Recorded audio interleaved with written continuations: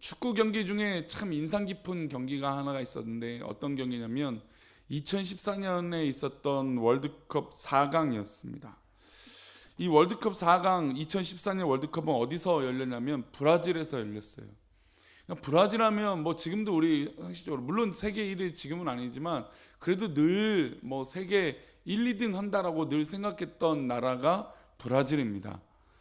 게다가 이 브라질 하면 화려하고 개인기도 진짜 멋지고 또한 이 브라질에서 홈으로 열렸기 때문에 당연히 우리나라도 이제 2002년에 홈에서 열린 이 월드컵 때 4강을 올라가지 않았습니까? 마치 그런 것처럼 당연히 1등하는 나라가 4강에서 독일하고 부딪혔는데 싸움을 했는데 당연히 이기고 또 우승도 할 것이다. 우승 1순위가 바로 브라질이었습니다.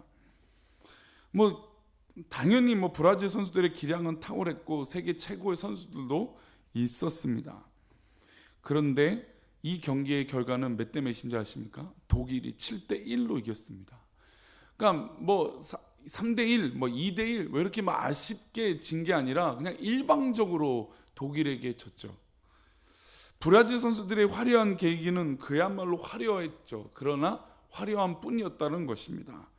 이 독일의 이 전술은 굉장히 큰 조직력과 팀워크와 또 화려하진 않지만 기본기를 바탕으로 이 브라질 선수들과 대항했을 때 7대1로 싱겁게 이겼습니다. 그래서 그 경기를 제가 지금도 기억하지만 경기 후반에 이 브라질 선수들의 표정은 마치 좀 살살해달라. 이게 너무 많이 진다. 왜냐면 홈 경기잖아요, 그렇죠? 브라질에서 열리는 경기였는데 점수차가 계속 벌어지니까 힘도 못 쓰니까 너무 부끄럽고 창피하다고 하는 느낌을 받을 정도로 7대1로 끝났다는 것입니다. 그런 걸 보면서 우리가 때로는 인간의 화려함을 쫓아서 야, 화려함이 멋있구나, 화려함이 있구나 라고 하는 것들을 생각하기도 하지만 그러나 화려함 속에 감춰져 있는 이 기본기, 화려함도 좋겠지만 기본기가 탄탄하지 않고 하나님 앞에 기본으로 지켜야 될 것들을 지키지 않는 신앙은 또 인간의 삶은 화려한 것이 그냥 좋은 것은 아니다라고 하는 생각을 해봅니다. 하나님께서 오늘 에후를 통해서 북이스라엘 아합의 집안, 그러니까 어제도 이제 아합의 집안을 하나님께서 정리하고 계시는 장면이 나오는데 그 가운데 누구를 사용하시냐면 에후를 사용하십니다. 에후를 들어서 이 이스라엘 민족, 이 북이스라엘 민족 가운데 특별히 이 아합 가문, 이 오므리 이 가문을 완전히 이제 멸절, 심판하시려고 계획하시고 에후를 사용하시게 됩니다. 에후가 정말 하나님의 일들을 잘 화려하게 하죠. 정말 이세벨도 그 유명한 이세벨, 아합의 아내였던 이세벨도 죽임을 당하게 하고 아합의 집안은 종말로 치닫도록 이 에후가 그냥 하나님의 심판을 하는 것처럼, 그러니까 믿음의 사람들을 볼 때 너무 통쾌한 거예요. 야, 저 악한 것, 저 악한 이 집안들, 하나님과 떠났던 저 왕가, 철저하게 제약 가운데 있던 저 왕가를 하나님께서 에후를 통해서 철저하게 무너뜨리는 것을 보고 많은 사람들이 통쾌할 수도 있었다라는 것입니다. 게다가 이 아합이 남겨둔 아들이 자그마치 몇 명이었냐면 70명이었습니다.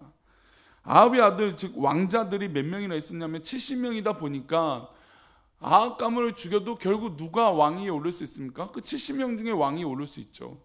그래서 이 에후가 이 왕자의 교육을 받거든. 그러니까 하필 이제 왕자들이 교육을 받는데 그 왕자들이 한 곳에 다 모여 있었던 것이죠. 그래서 그 왕자들이 70명이나 되는 왕자들이 교육을 받는 그 현장에 편지를 써서 보냅니다. 그 중에 한 사람을 선택해서 왕으로 삼아야 된다, 이런 편지를 써요. 그리고 이 너희들이 아합의 가문을 일으키려면 왕자 중에 하나를 세우고 나와 겨루어보자 라고 하는 편지를 쓰게 됩니다. 근데 이 편지를 받았던 왕자들을 가르쳤던 사람이 이 왕자들을 한꺼번에 죽이게 됩니다. 그게 아까 읽었던 7절인데요. 좀 잔인하지만 우리 7절 말씀 다시 한번 읽어보겠습니다. 시작. 편지가 그들에게 이름에 그들의 왕자 70명을 붙잡아 죽이고 그들의 머리를 광주리에 담아 이스라엘 에후에게로 보내니라. 그러니까 그 편지를 받았던 이 왕자들을 관리했던 사람이, 가르쳤던 사람이 왕자들의 머리를 다 잘라서 죽여서 에후에게 보냈습니다. 에후의 입장에서는 자신의 손에 피 한 방울 묻히지도 않고 왕자들을 완전히 처단하고 씨를 말려버린 것이죠. 또한 이것이 끝이 아니었습니다. 바알의 흔적이 흘러들어간 남유다 아하시아의 형제들을 만나서 그들의 42명까지 처단하게 됩니다. 근데 그게 이제 13절 14절인데요. 우리 열왕기하 10장 13절 14절 읽어보겠습니다.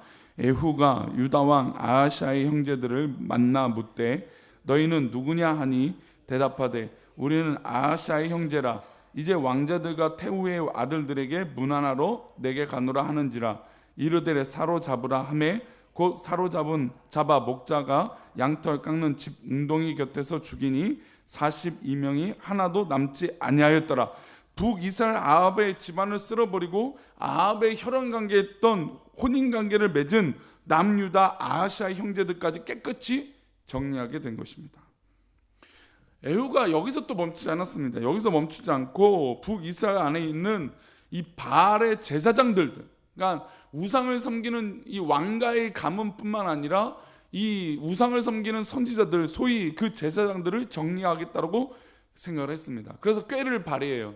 그래서 거짓말을 합니다. 거짓말을 해서 내가 바알을 섬기고자 하는 큰 대회를 열려고 하니까 바알을 섬기는 제사장들은 모여서 이 바알을 섬기는 제대로 된 대회, 이 예배를 제사를 드리도록 해라 라고 해서 이 지방 방박 곳곳에 우상을 섬기는 제사장들을 불러 모이는 방을 하나씩 붙이게 됩니다. 그냥 이를 그대로 믿었죠. 그러니까 바알 선지자들, 바알을 섬기는 제사장들이 이 말을, 에후의 말을 믿고 다 모였어요. 근데 에후가 그들을 모아놓고 한 번에 처단해 버립니다. 이게 이제 25절과 27절까지인데요. 한번 세 절의 말씀 읽어보겠습니다. 25절부터 27절입니다. 있습니다. 번제 드리기를 다함에 에후가 호위병과 지휘관들에게 이르되 들어가서 한 사람도 나가지 못하게 하고 죽이라 하매 호위병과 지휘관들이 칼로 그들을 죽여 밖에 던지고 바알의 신당 있는 성으로 가서 바알의 신당에서 목상들을 가져다가 불사르고 바알의 목상을 헐며 바알의 신당을 헐어서 변소를 만들었더니 오늘까지 이르니라. 얼마나 통쾌합니까? 그렇죠? 지금 물론 이 살육과 이 죽이는 거는 뭐 정말 너무 힘들고 어려운 일이지만 이 우상과 또 하나님 앞에 반역했던 왕자들과 가문을 정말 한 알의 틈도, 한 치의 틈도 보이지 않을 정도로 완전히 멸절시키고 이 바알의 신당을 완전히 불사르는 것뿐만 아니라 신당을 헐어서 뭘 만들었어요? 화장실로 만들어 버렸어요. 그러니까 굉장히 이 엄청난 개혁을 이 예후가 하고 있는 거죠. 저는 우리 한국교회가 이런 이 결단, 그러니까 지난 주일에 이제 비느하스의 얘기 들으면서 한국교회가 비느하스의 역할들을 하지 못하고 있고 또 이렇게 하나님 앞에 범죄하고 있는 것들을 스스로 이 정화하지 못하는 모습이 있기 때문에 한국교회가 이렇게 아직도 끝이 모를 정도로, 저는 정말 얼마 전까지만 해도 끝이 이제 곧 오겠다 했어요. 근데 요즘 보면 또 끝이 보이지 않는구나 라는 생각도 해봐요. 아직도 우리는 밑이 아니구나, 하나님께 아직도 우리가 하나님 앞에 돌아서는 것이 멀었구나 라고 하는 생각을 또 해봅니다.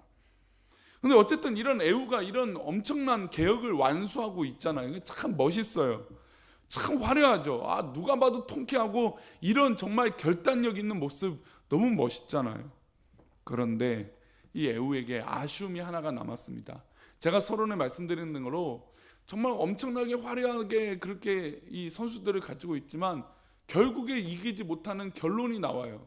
왜 그랬을까요? 에후는 어떤 잘못을 하나님 앞에 했을까요? 어떤 아쉬움이 있을까요? 우리 29절입니다. 29절 말씀 있습니다. 시작.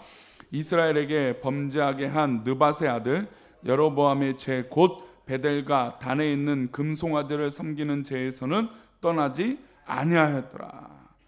다른 건 다 정리하고 바알 우상 그냥 그것을 화장실로 만들어 버릴 정도로 엄청난 개혁과 그 걸음을 완수했던 이 에후가 하나님 앞에 범죄했던 느밧의 아들 여로보암의 죄 곧 베델과 단에 있는 금송아지를 섬기는 일에는 떠나지 아니했다는 겁니다. 이게 누누이 말씀드리지만 이 여로보암의 죄가 왜 무섭냐면 우상을 만드는 것도 죄지만 두 번째로 아무나 제사장이 되는 것도 무서운 거지만 세 번째 가장 중요한 거, 이 여로보암의 이 금송아지를 통해서 원래는 남유다로 가서 성전에 가서 예배를 드렸는데 그걸 못 가게 해요. 그거 뭐냐면 결국 이스라엘 자기가 왕이가 되면, 왕이 오르면 절대 권력자가 되면 이스라엘 민족들이 남으로 내려가서 이들이 배반하거나 아니면 남유다가 이들을 뭐 볼모로 삼고 북이스라엘을 가만두지 않을까봐 하는 자기 자리의 연민 때문에 그런 것이죠. 자기 자리 그 욕심 때문에 이 여로보암이 세운 이 금송아지를 섬기는 것을 버리지 못한다는 것입니다.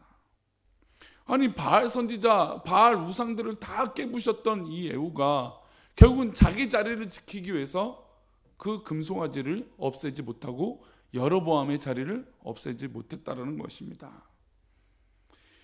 사실 이게 참 딜레마예요. 그러니까 우리가 스스로는 의롭고 스스로는 잘하고 스스로는 뭔가 완벽한 일들을 하고 있지만 결국은 내 몸, 내 살, 내 스스로의 점검은 그렇게 객관적이지 못할 때가 있다라는 것입니다. 주변과 남을 위해서는 냉철할 때가 있지만 내 자신을 향해서는 그 모든 것들이 합리화가 되고 그 모든 것들이 다 그냥 긍정적인 것으로 뒤바뀌게 된다는 것이죠. 에후는 모든 것을 정말 완벽하게 하나님의 심판도 이뤄냈고 또 우상들도 완벽하게 그 일들을 이뤄냈습니다. 그러나 자신의 곧 자리, 그 자리의 욕심을 버리지 못했다는 것입니다. 여기서만 끝나지 않죠. 31절 말씀은 또 그 얘기를 한 번 더 지목하고 있습니다. 우리 31절 말씀입니다. 읽어봅니다. 그러나 에후가 전심으로 이스라엘 하나님 여호와의 율법을 지켜 행하지 아니하며 여로보암이 이스라엘에게 범하게 한 그 죄에서 떠나지 아니하였더라. 사실 이 말씀이 참 재미있는 어휘예요. 그러나 예후가 전심으로 라고 하면 왠지 긍정적인 이야기가 나올 것 같잖아요. 그렇죠? 그러나 그래. 그러나 예후가 이제 뭔가 다른 행동을 할 거야. 그런데 그렇지 않아요. 그러나 예후가 전심으로 이스라엘 하나님 여호와의 율법을 지켜 행하지 아니했다라는 것이죠. 이 말씀은 결국 여로보암이 죄에서 떠나지 않으며 자기 자리를 지키고 자기 것을 합리화하며 자기 것을 이 영위하기 위해서 노력했던 이 에후가 결국은 누구의 말씀을 지키지 않는 죄 가운데 있는 것입니까? 하나님의 말씀을, 율법을 지키지 않는 죄까지 거하게 된 것입니다. 겉모습은 화려했지만 기본기에 충실하지 못하고, 겉모습은 화려했지만 속 내면은 하나님 앞에 바로 서지 못한 그런 모습이 에후의 개혁 가운데 아쉬움으로 남는 것입니다. 우리 사랑하는 성도님들, 우리가 바라고 원하는 것들이 있죠. 또 이렇게 되기를 원하는 마음도 있습니다. 그 모든 것들이 우리를 때로는 즐겁게 하고 복되게 하고 기쁘게 하는 것이 맞습니다. 그러나 그 화려하고 복되게 하고 즐겁게 하고 나를 이롭게 하는 것 내면에, 내 내면의 신앙이 하나님 앞에 좀 더 바르게 서지 못하는 모습이 있다면 우리는 정말로 비누하스의 결단이 나의 삶 가운데 있어야 될 줄 믿습니다. 외부에게도 영향을 줘야겠지만 내 내부에게도 내 살을 깎으려고 하는, 내 몸을 정말 하나님 앞에 쳐서 복종하게 하려고 하는 그런 결단이 우리 가운데 필요하다는 것이죠. 우리는 화려한 믿음의 생활을 하기도 합니다. 또 신앙생활 할 때도 화려한 모습, 또 보기 좋은 곳에 있기를 바라죠. 그게 다 사람의 마음일 것입니다. 그러나 보이지 않는 곳에서 허리를 숙일 줄 아는 사람, 보이지 않는 곳에서 하나님 앞에 그 믿음을 드릴 줄 아는 사람, 또한 남들이 보기 좋은 것을 하는 것이 아니라 화려한 것을 하지 않지만 그러나 하나님의 기본기, 말씀을 지키고 하나님의 자리를 지키고 또 욕심을 부리지 않는 그런 기본기가 갖춰져 있는 삶이 우리 사랑하는 성도님들, 특별히 아침 기도에 모인 우리 사랑하는 성도님 되시기를 축복합니다. 이런 모습이 우리 가운데 더 성숙하고 자랄 때 저는 우리 꿈꾸는 교회가 지금도 아름답고 귀한 공동체고 참 감사한 공동체이지만 앞으로도 더 귀한 공동체, 어느 누구가 들어와도 정말 감사하며 그 사역들을 감당하는 귀한 공동체로 하나님 앞에 쓰임받는 기쁨이 있게 될 줄 믿습니다.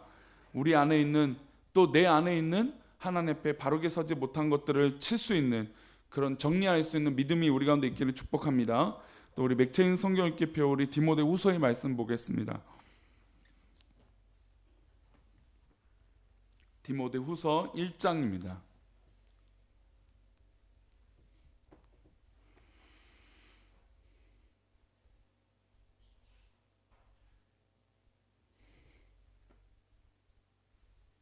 디모데후서 1장의 말씀.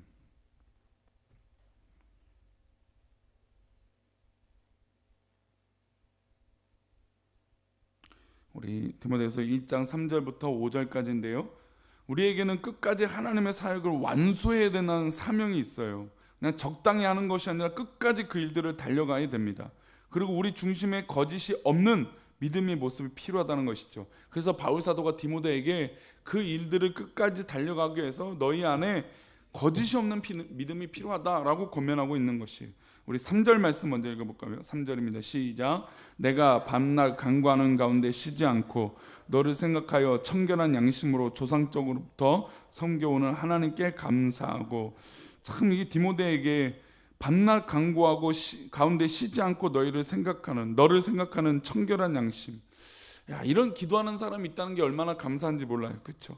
바울 사도는 이런 마음으로 디모데에게 간구하고 또 권면합니다. 우리 4절과 5절인데요. 읽어보겠습니다. 2절 말씀. 내 눈물을 생각하여 너 보기를 원함은 내 기쁨이 가득하게 하려 함이니 이는 내 속에 거짓이 없는 믿음이 있음을 생각함이라.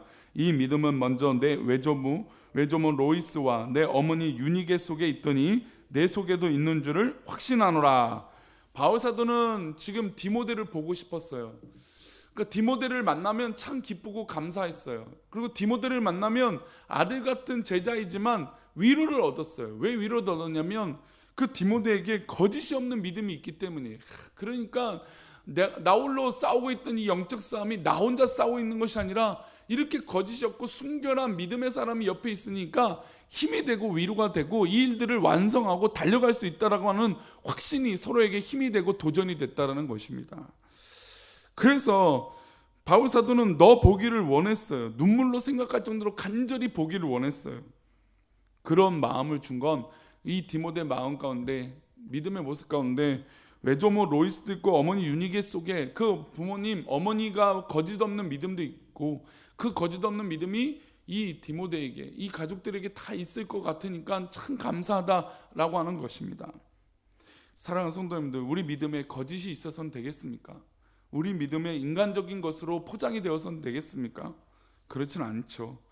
오늘 우리 사랑하는 성도님들, 우리 아침 기도를 드리며 하나님 앞에 나아가는 우리 사랑하는 성도님들, 하나님 앞에 거짓이 없이 순결하고 기쁨의 백성들 되시기를 축복합니다.